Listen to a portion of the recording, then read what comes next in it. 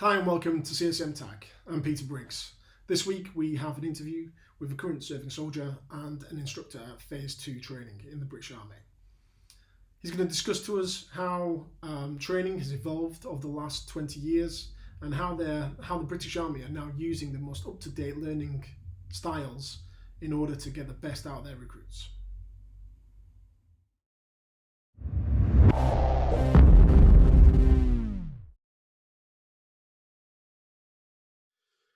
So I just wanted to introduce Clint. Clint worked with me at 156 Provost Company as my training senior NCO, and he's been working at Phase 2 training at the Royal Military Police Training School. Is it called the Royal Military Police Training School now, Clint? It's the Defence College of Policing and Guarding, to be technically correct. So Clint worked there as a Phase 2 instructor. Do you want to introduce yourself, Clint? Yeah, hello everyone. My name's Clint Bredin. I'm still currently a staff sergeant in the Royal Military Police, and throughout my career, clearly, obviously, I worked for Pete, but I've also worked as a Phase 1 instructor, where we take civilians and then turn them into Phase 1 soldiers, where I was a section commander in charge of 10 people specifically, who I directly influenced. And then fast forward a few years, I was then the course coordinator for the Tri-Service Police School. So that was covering Royal Military Police, RAF Police, and the Royal Navy Regulators through their trade training. And then most recently, I've just concluded as a permanent staff instructor for Sandhurst, delivering a module on the Reserve Commissioning course. Thank you very much, Clint. So today we're going to be mainly talking about how the military have evolved in training its soldiers and its recruits, and the way that it's influenced its learning styles as well. So firstly, I want to talk about the training pipeline. Now, we had a training pipeline at Colchester, which me and you developed in order to get our soldiers from A to B and deployable for what was the Air Assault Task Force, working with a 16 parachute regiment. But I just want to talk to you how that works with Phase 2 recruits, getting them to the op standard. So I think it's similarly to what we did at Colchester. You know, everyone needs to look at what the output is going to be, and obviously with the military police, you know, that output is defined by policy and a training directive, for want of a better word. So you know that then works backwards. So you then have for Phase 2 with the Royal Military Police, you then have a output and your start state. Now, clearly our start state is what Phase 1 delivers into Phase 2. So you've got that common military syllabus, those 14 weeks of basic soldiering training that everybody in the military does. You know, everyone in the army does exactly the same syllabus, and then everyone is moved to their various trades or their various, you know, regimental training. And obviously for us, it's down in Portsmouth at the DSPG. So at that point, then they go through, I think it's the best part of 6 months of development, covering a number of subject matters. And one of the last things that we did was a very, very big turn of the wheel, where we reassessed everything that we delivered as the Royal Military Police versus our output and our input state. And there was a huge change of what training we were delivering our students. So in terms of pipeline, we decided the most effective way of doing this, you know, being police officers, is that, you know, the policing aspect of our job realistically needed to be at the back end of the course, so that the guys and girls would be leaving the policing college with the freshest memory of those policing skill sets. And you could argue as soldiers, you know, oh, what about all the soldiering? Well, what we decided, because they've come from Phase 1, is that, you know, those green skills were fresh in their mind and they were of a certain mindset. So we need to capitalise on that ability. So we put all the green stuff, front loaded it whilst they were still in that sort of army mindset, and then we, you know, ticked off all those training objectives, you know, be it, you know, the pistol ranges, which are specific to us, a bit of chemical warfare, a bit elevation of physical assessments, and all that good army stuff, the green stuff we call it, that got done first. They then went into a consolidation sort of period of like classroom learning, so where we would then deliver all of the criminal law aspects and the military law aspects of their trade. And that was obviously delivered with a number of my teams. And then from that, they go into a period of environmental training. So a bit like Big Brother's watching you. So police station, cameras everywhere. You know, we've got screens behind walls. We can watch interviews. We can watch interaction. And whilst that was all happening in environmentals, they'd be touching on their arrest and restraint, so we call it PST training. And then there's a few more bits of physical stuff, and then a bit of driver training before they drop out the back end. So this pipeline starts from sort of civilian, soldier, military skills up to your annual standard of tests. A bit of refresher and special to arm training for the military police, which is our MP green stuff. Into tuition, okay, classroom-based theoretical criminal law, sort of trade training, assessment, out the door into the field army. How did you think that doing it that way around? So you did some special to arm training, and then you did theory behind it. How did that work for you? Okay, so DSPG in the various guises that organisation has been, and obviously me and you worked for a different organisation. Obviously, when we went through training, when we went through, it was run by the army. It was the Royal Military Police Training School, and that was it. Obviously, now it's tri-service. Now, the fact that it's tri-service is probably has the biggest influence on how that place is run and how we deliver training, because 3 services require 3 different mindsets from its students. You know, there's 3 different outputs. We are still soldiers and we still have to do soldiering stuff.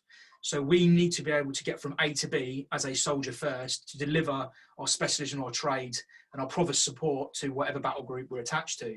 Whereas, you know, the Navy, they do it the other way around. They come as already trained sailors. They've already got a trade in the Navy for a couple of years, and they've got experience, and they probably hold a bit of rank before they become police officers, and then they go back to the Navy again. So, you know, you're starting with this different level of all sorts at the start of now phase 2 at the tri-service school. So it was one of my suggestions about the order with which we were training, and the school has conformed to the kind of the theory, and the environmental training was the same order as it was for me and you. I would suggest when me and you went through, we have kind of gone back to what that roughly looked like, a very different sort of influence and a very different emphasis on how the course is delivered, of course, because we've moved on 22 years since then.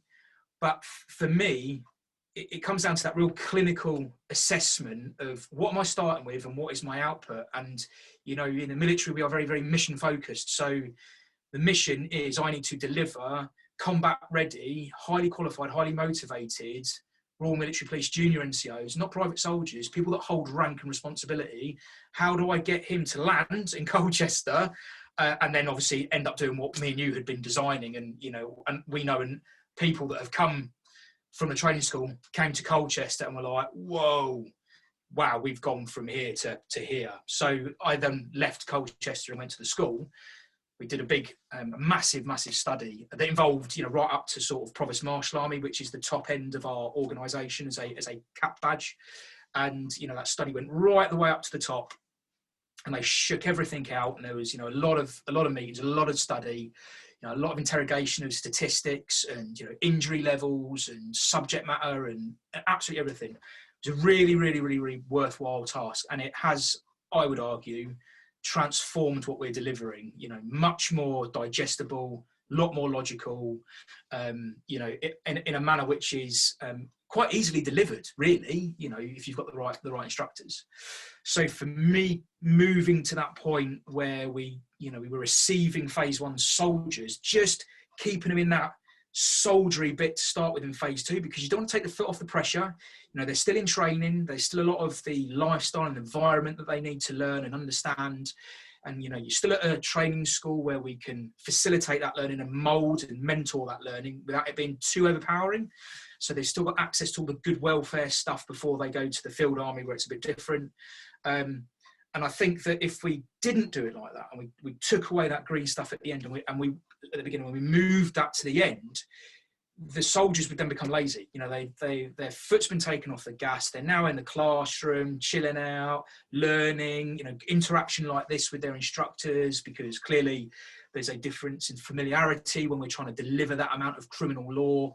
You know, just for me, it lost pace. And when we moved it all around, you know, it just the difference in standard, was immediately visible, around camp in just turnout, appearance, bearing, and then clearly that affects their motivation and their morale and their commitment to what they're doing.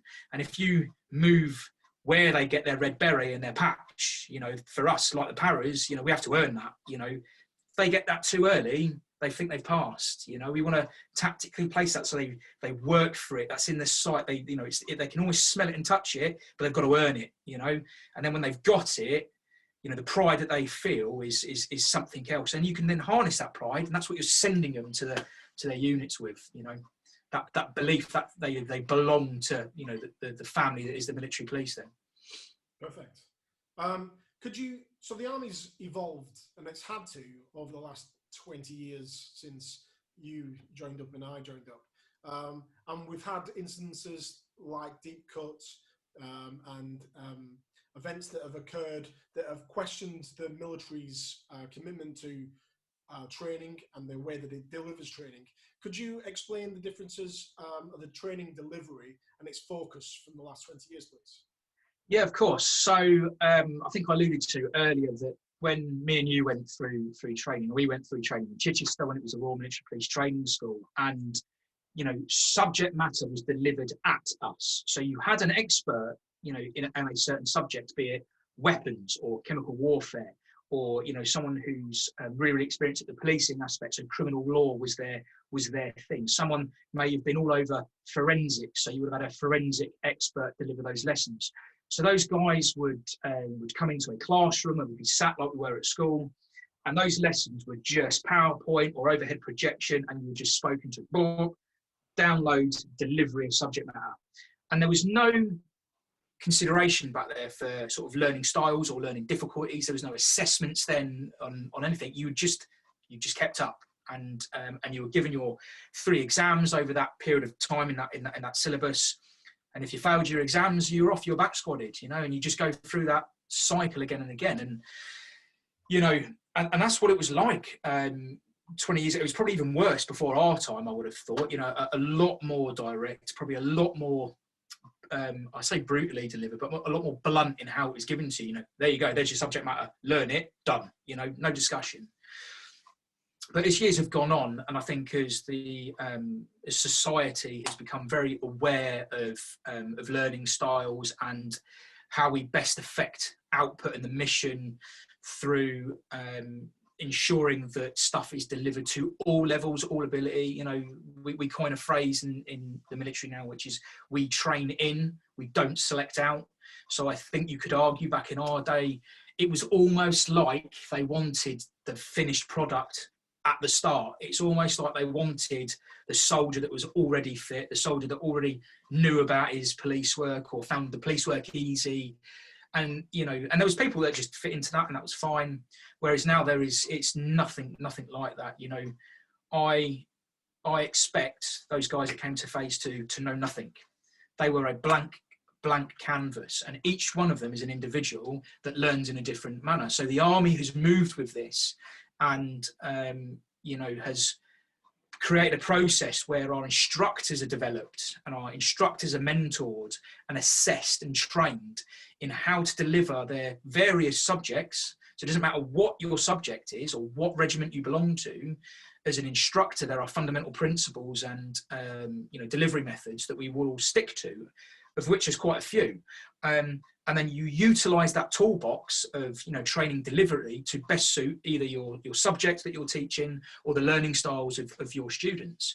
So something theoretical may be done in a certain manner, something practical will be done in another manner, but each one facilitates those different learning styles with not a pressure on the student because of how these learning styles work. So what you're trying to do is mentor, massage, and increase your output by delivering these lessons in a manner that they can learn it and digest it as quickly and as easily, and they can implement it almost immediately. And then you'll see that if you've nailed it, you'll see that reflect in your statistics. So this switch that the Army has made from download to training in has had a huge impact. And specifically at DSPG, we had a learning styles civilian teacher. She was permanently based there with us. Every intake that I had from phase 1, my guys were put through a maths and English assessment, regardless of whether they got GCSEs and A-levels. They would go through this assessment, and then we would triage every intake. So, you know, your 30 guys turn up for that platoon. Within that assessment, I would then be briefed on each one of my soldiers.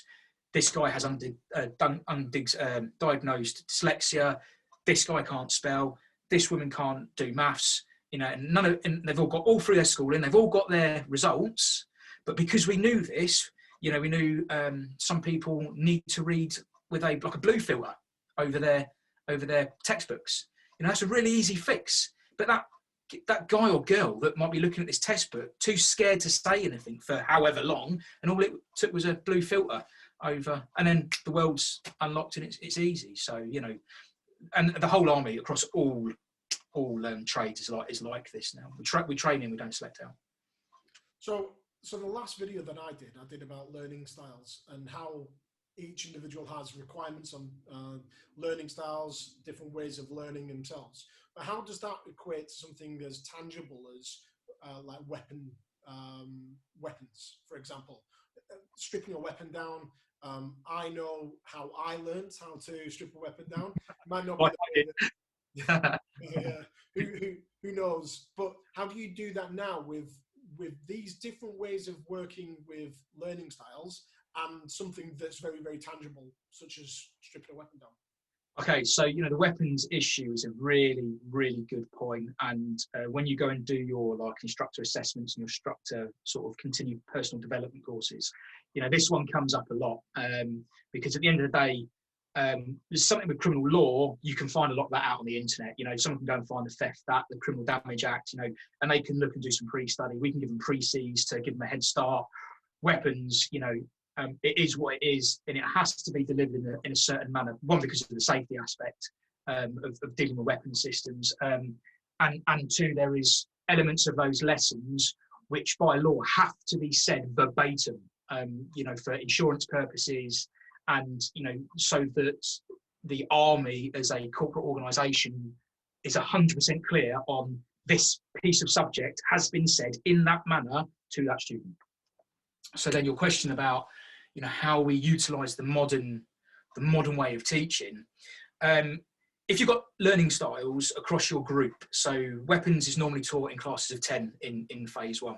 You know, I would argue a third of your 10 people as a skilled arms instructor are going to have learning difficulties. So what you do is you ensure that your lesson caters for all types of learning. So being it, you know, kinesthetic or a visual learner or an audio learner, you know. So I personally would have something recorded for someone to listen to in their own time, so they can just put it in their ears, play back.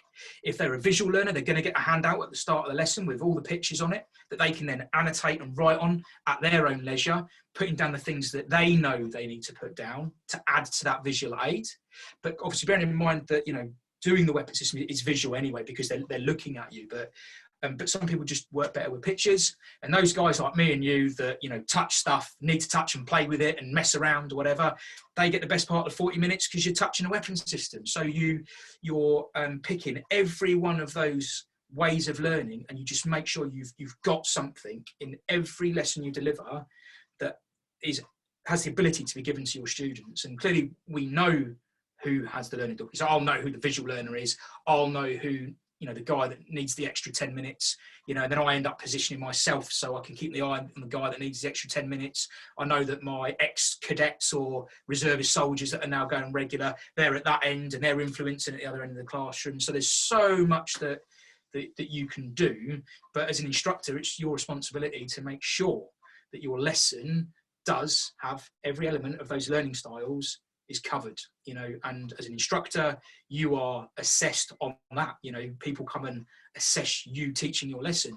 And if you haven't covered them off, someone's going to be having a chat with you to say, you didn't cover visual learning in your lesson. So how many visual learners do you have in your class? And if you know the answers to and you didn't do it, you're reteaching that lesson because they've missed subject matter. So you spoke there about some students having learning difficulties. So what support is given to those soldiers whilst they have difficulty learning, whilst at phase 2? Oh, this is fantastic. So this is something that we've got really, really, really right in the modern era. You know, even my own eyes were opened when I went down to DSPG, and clearly for us in our trades, you know, the hardest bit is the criminal law, because it is very, very full on for, I say a short period of time, for about a month. You know, you are just immersed in criminal law. And for those that haven't been to uni or done A-levels, you know, that can be just quite challenging in itself, because on top of that, they're doing their military physical assessments and training every day. You're doing revision on other military aspects, as well as learning how to live in a military environment, you know, being away from home and all these other pressures. And then someone's just, you know, all this criminal law on you. So the way that we've got around to supporting this is, it starts in the training pipeline right back at phase 1. And, you know, certainly when I worked with the junior intakes, so the 16-year-olds that came to me when I was at Buzzingbourne at phase 1, they also would go through a maths and English assessment, and obviously like a triage of their learning styles, and if there was any undiagnosed learning difficulties. And that starts right at the beginning. And, you know, everyone may go through that assessment and you get the results. That doesn't mean that the assessments have stopped. You know, you as an instructor or the platoon sergeant or platoon commander, you've got your eye on all of those guys. And if something's not right, we've always got people to go to. So like I said, at phase 1, if there were people that were struggling, they would get extra time with tutors, be it for maths and English. You know, if they'd not achieved their maths and English, we would be putting them through the MVQ equivalents whilst in training. So they would leave phase 1 training having achieved a maths and English pass equivalent of a C, you know, and that is on top of extra in line with the training that they were already doing. So, you know, if everyone passed already and they were fine, that's cool, they don't need to do it. But those that need the support were given that maths and English. Now, bearing in mind, as a senior NCO, you need to be at level 2 to hold senior NCO rank. So, and in the Royal Military Police, you need to be at level 2 as well. So, you know, the guys that would then come to us at phase 2, you know, 99.9% of the time already had their GCSEs and stuff anyway. So, but you would have people with learning difficulties, so they would go through that triage process, and then they would have regular time with the learning support tutor. They would have extra time in examinations to obviously compensate for someone who's a slow reader. You know, why impose the same time frame on them when it takes them an extra 5 minutes to read a paper? So, you know, we have exactly the same allowances that you'd get like for your GCSEs. We would do exactly the same at DSPG. More time in exams, one-on-one time with the tutor. And then as the training staff, you know, you're pretty much, you know, seeing these guys day in, day out anyway. And, you know, all of like the corporal instructors, the section commanders would be putting in, you know, a horrendous amount of extra time delivering and mentoring and helping these guys that we're struggling through, because we train in, you know, we want these people to pass. We want them to get to the end. You know, we want them to have a fulfilled and successful career in the military. And to do that, they've got to pass their tests. But, you know, if they're willing to help themselves and put the time in, then we give it back to them, you know. Beneath the Embers, British IPA. Brewed in conjunction with Wibbler's Brewery, Essex. Made only with British hops. Brewed with attitude, just like Beneath the Embers music. You can purchase your beer via beneaththeembers.com or via Wibbler's website direct. Click the link below to get your beer. So, I've heard that the Army utilises a mentoring system to enhance training. Can you explain that? Can you? Okay, so this is where the Army's targeted its ability to influence the amount of students that are coming through the training pipeline. So the Army obviously worked out probably within the last sort of 15 years that, you know, just having an instructor or corporal or sergeant just, you know, screaming and shouting at people actually doesn't really affect a large proportion of an intake. You know, 1/3 of that intake, you know, may react positively to that kind of leadership or, you know, direct form of teaching. But we've since worked out that, you know, if you want results, you know, and statistic-led results, we have to do something different. And the focus isn't on the student at that point. The focus and the mentoring is actually at the instructors and the chain of command that run training. So everyone that teaches in any form of military establishment now, be it phase 1, phase 2, or further continued trade training, which we call phase 3, they have to go and have an assessment and a course for a couple of weeks in Pirbright. It's a place called the Army School of Leadership, and it's run by a multitude of cat badges, all of them horrendously experienced instructors. Most of them, all of them will be a minimum of a staff sergeant or a colour sergeant, so have already worked in all of the training establishments. And you then go through, let's say as a phase 1 or phase 2 instructor, you go through a 2-week package. And on that 2-week package, your eyes are opened to learning styles, learning difficulties, how to communicate with young people, welfare of young people. It's nothing to do with your chosen trade or your own subject matter as instructor. It's all to do with how you as a person delivers your subject matter to your students.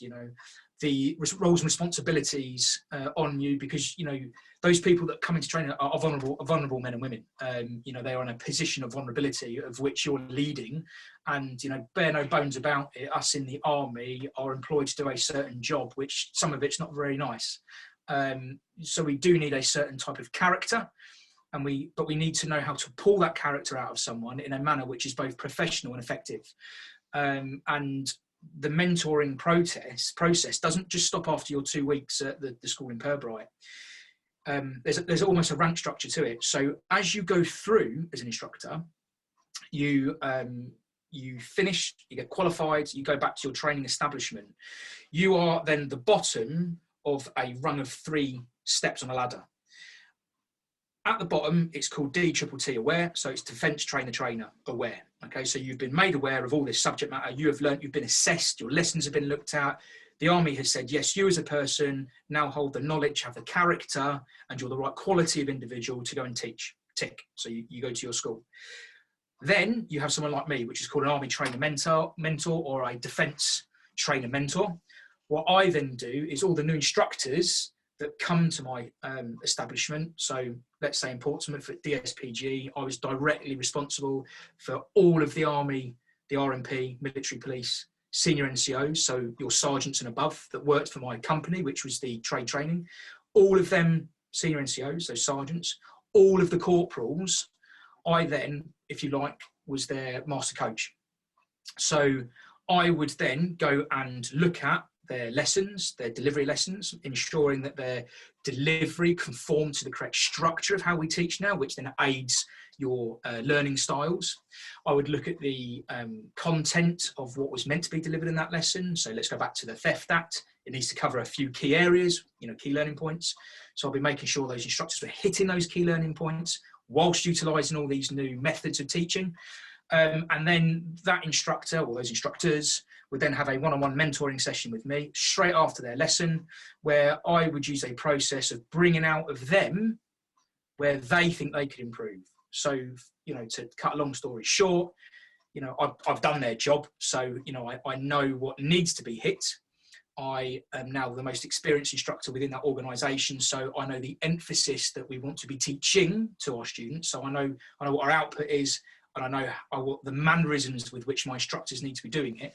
So then I'd sit with the guys, and then we would review the lesson, we'd reflect on the lesson, and I would get them obviously to pick out, 3 really good areas they thought went really, really well, and then 3 areas that they didn't think went so well. I myself would have picked 3 areas, that I didn't think went very well, but obviously I'll keep them to myself. But in that reflection period when we'd be talking, 9 times out of 10, those instructors would bring up as their 3 negative points, the 3 points that I probably picked up as well. And that's where we want to be getting at, because the onus becomes then on that instructor to better himself. And then we then set some goals. We use the SMART model quite a lot in the Army. We'd set, right, okay, so what do we want to hit for your next lesson? What are those 3 things that we didn't think went so well? What are we going to nail next time? And we'd pick 1, maybe 2 goals.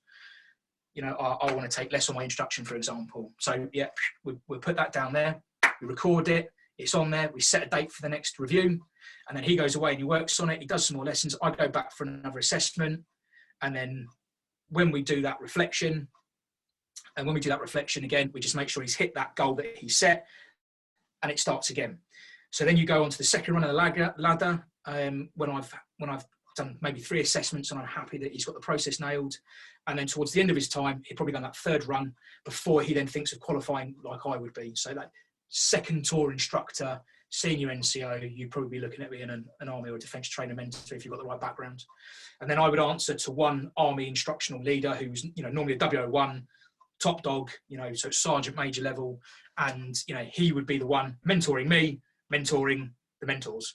And it's that chain of command. So we use the rank structure, we use the experience, and one is checking on the other, reflecting with the other, and it works up, and the results speak for themselves. Our retention at the training school is I would suggest pretty much 98%, I reckon. And the way that we do that just affects everything, how we communicate with the students, notwithstanding the fact we're in the Army and there is good Army stuff that needs to happen, bit of drill, bit of shouty, the usual Army stuff. But the emphasis on making the student feel included, making sure that they know that they can speak to the instructors, that they are mentored, not spoken at, that they belong to, to that organisation, learning isn't a problem, believe it or not. It's a big hurdle they think they have. When they're a week in, it's like it's just easy. So what else do you do to develop your mentors though? So that's mainly internal. So have you got external elements? Yep. So you would go and do your first 2-week course at the Army Leadership School. Now, bearing in mind that if you do a 2-year tour at a training school, once you've done your course there, that's you delivering either as a, trainer mentor or as an instructor.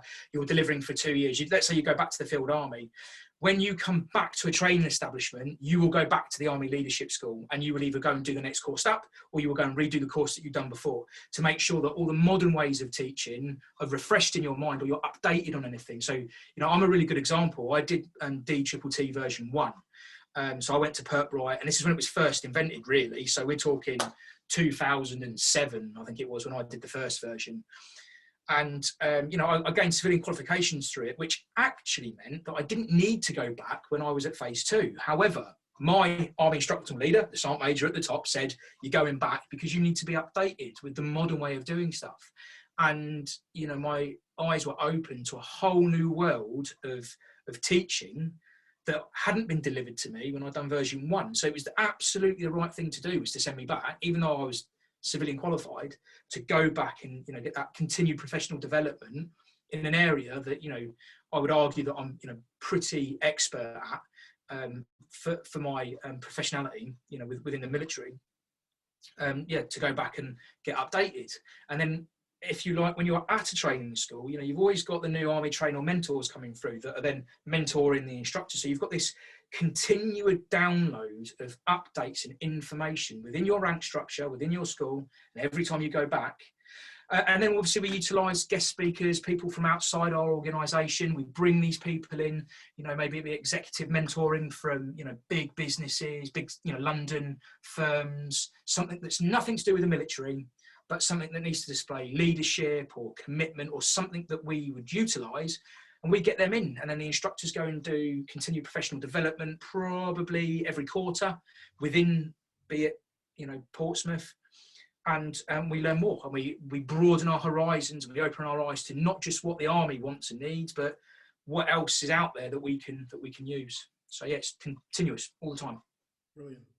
One thing I'm always asked about, because the British Army's should be good at it, mental resilience. And how do you build mental resilience in? So you've got all these extra, you've got learning styles, you've got different people at different levels of understanding and learning, but you've still got to have a soldier at the end of it. So how do you develop mental resilience in training?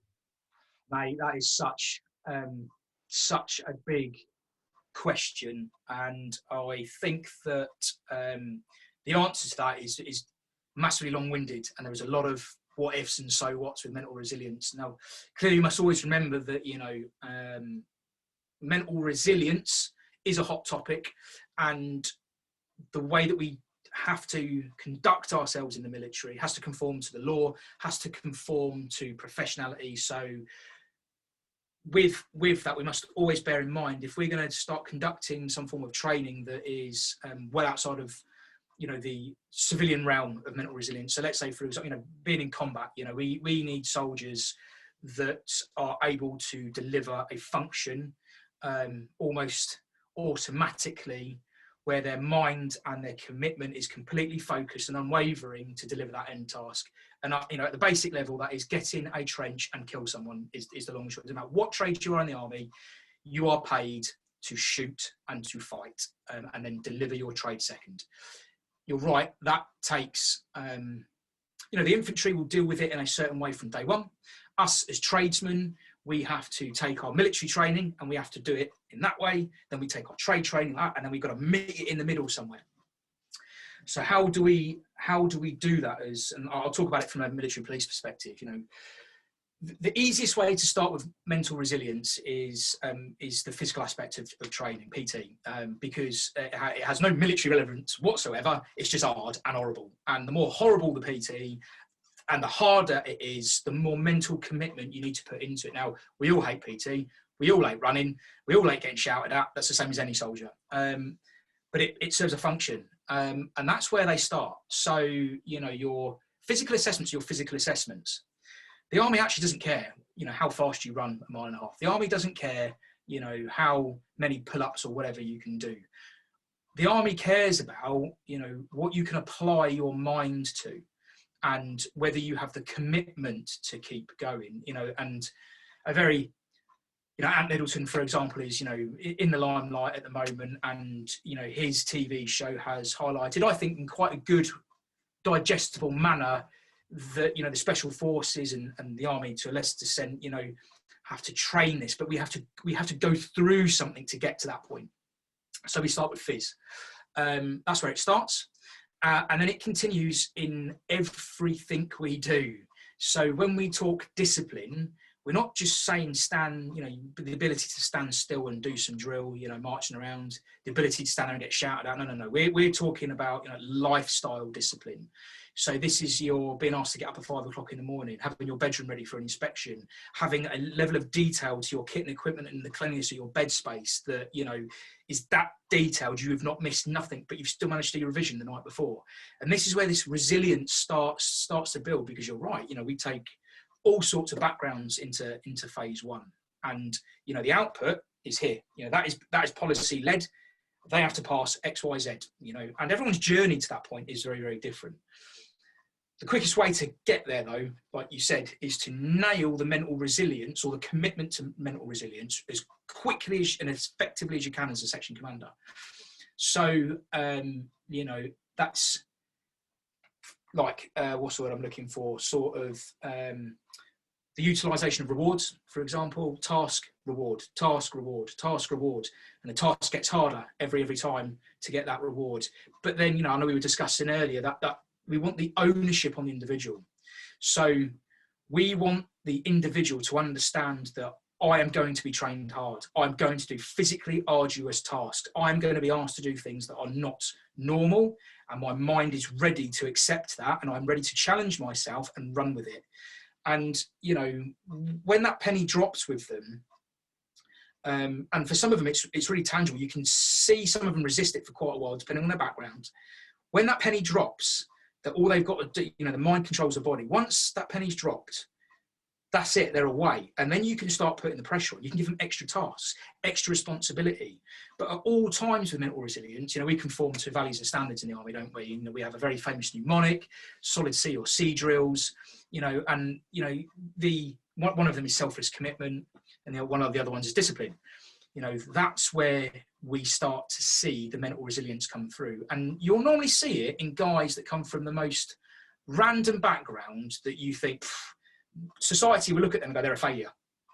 And I can think of one guy called Stevenson, years ago when I was in phase one. He tipped up, he was a guy from Southampton, and he was a bit of a scrapper as a youngster, didn't get his GCSEs, he'd been in trouble with the police, he'd pretty much been sent to the army as a sort of a last resort.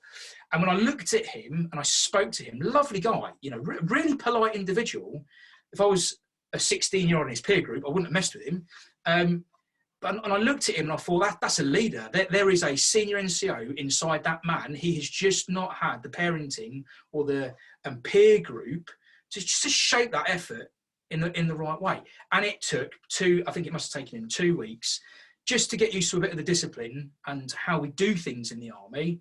And he found his home straight away. And that was it. He had something to focus all that energy and what was anger previously into something positive, which was results driven. You know, he got to shoot weapon system, hit the target, positive reinforcement. I'm developing that skill set, you know, and he was a fit guy anyway. And then we could push him on PT harder than anyone else and push him until he realized his actual boundaries were his mental resilience was so good that, you know, his boundaries were so far actually beyond what we could probably push him or allow to push him, should I say.